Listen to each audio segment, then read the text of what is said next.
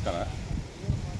ಇವತ್ತಿನ ದಿವಸ ನಮ್ಮ ಆರ್ಥಿಕ ಸಾಧಕ ಸಂಘದ ಜಿಲ್ಲಾಧ್ಯಕ್ಷರಾದಂಥ ನಾನು ಸಂಗನಗೌಡ ಪಾಟೀಲ್ ಹಾಗೂ ನಮ್ಮ ಹಸಿರು ಸೇನಾದ ಅಧ್ಯಕ್ಷರಾಗಿರ್ತಕ್ಕಂಥ ರಾಜ್ಯಾಧ್ಯಕ್ಷರಾಗಿರ್ತಕ್ಕಂಥ ಶಂಕರಣ್ಣ ಅಂಬ್ಲಿಯವರು, ಅದೇ ಥರನೇ ಗದಗ ಜಿಲ್ಲಾ ಸೇನಾ ಅಧ್ಯಕ್ಷರಾಗಿರ್ತಕ್ಕಂಥ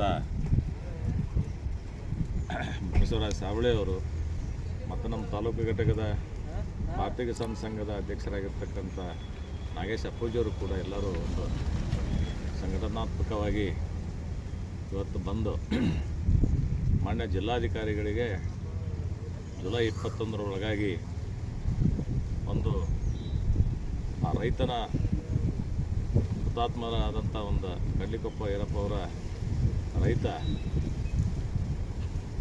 ಏನೋ ಒಂದು ಸ್ಮಾರಕ ಭವನ ಆಗಬೇಕು ಹಾಗೂ ಸ್ಟ್ಯಾಚ್ಯೂ ಆಗಬೇಕು ಅನ್ನುವಂಥದ್ದನ್ನು ನಾವು ಬೇಡಿಕೆಯನ್ನು ಈ ಅಮರನಾಥ ಉಪವಾಸ ಸತ್ಯಾಗ್ರಹ ಮುಖಾಂತರ ಎಂದು ತಿಳಿಸಲಾಗಿತ್ತು. ಅಲ್ಲಿ ಉಸ್ತುವಾರಿ ಸಚಿವರು ಕೂಡ ಮಾತು ಕೊಟ್ಟಿದ್ದರು.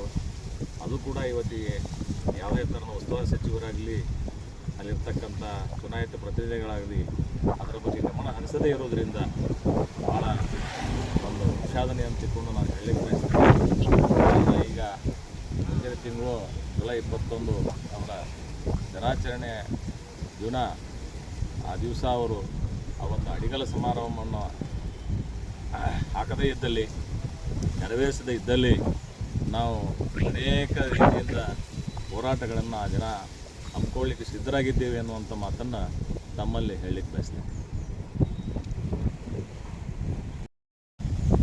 ಆ ವಿಷಯವಾಗಿ ಇವತ್ತು ನಾವೆಲ್ಲರೂ ಸೇರಿಕೊಂಡು ಜಿಲ್ಲಾಧಿಕಾರಿಗಳ ಜೊತೆ ಪ್ರಸ್ತಾವನೆ ಮಾಡಿದಾಗ ನಾನು ಉಸ್ತುವಾರಿ ಸಚಿವನ 2 ದಿವಸದಲ್ಲಿ ನಾನು ಭೇಟಿಯಾಗಿ ಅದರ ಬಗ್ಗೆ ಕಾಳಜಿ ವಹಿಸಿ ಆ ಕೆಲಸವನ್ನು ಈಡೇರಿಸಲಿಕ್ಕೆ ಪ್ರಾಮಾಣಿಕ ಪ್ರಯತ್ನವನ್ನು ಮಾಡ್ತಿರುವಂಥ ಮಾತು ಕೊಟ್ಟಿದ್ದರಿಂದ ಇವತ್ತಿನ ದಿವಸ ನಾವು ಅವರಿಗೆ ಸಹಕಾರ ಕೊಟ್ಟು ಅವರಿಗೆ ಧನ್ಯವಾದಗಳನ್ನು ಹೇಳಿ ಇವತ್ತು ನಾವು ಹೊಂದಿದ್ದೀವಿ.